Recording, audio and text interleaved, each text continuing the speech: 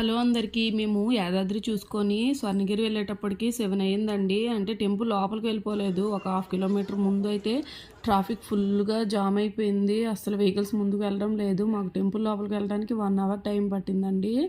Parking ప్లేస్లోని ఆ చుట్టుపక్కల అయితే ఎక్కడ లైటింగ్ ఏం లేదు. ఓన్లీ టెంపుల్ వరకే లైటింగ్ ఉంది. మాకు చాలా భయం వేసింది అక్కడైతే. టెంపుల్ లోపల అయితే చాలా బాగుంది. ఇది అద్దాల మండపం అండి.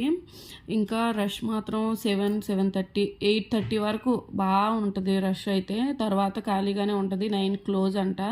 మేము వచ్చే టైంకి అయితే మాత్రం మొత్తం ఖాళీ అయిపోయారు. ఎక్కువ ఎవరు లేరు జనాలు.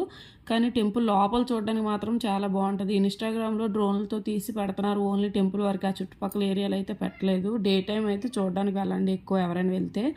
అస్సలు నైట్ టైం అయితే అస్సలు బాగోలేదు. ఆ రూట్ అది బాగలేదు. టెంపుల్ అయితే లోపల చాలా బాగుంది. ఈ వీడియో కనుక నచ్చితే లైక్ చేయండి, షేర్ చేయండి, సబ్స్క్రైబ్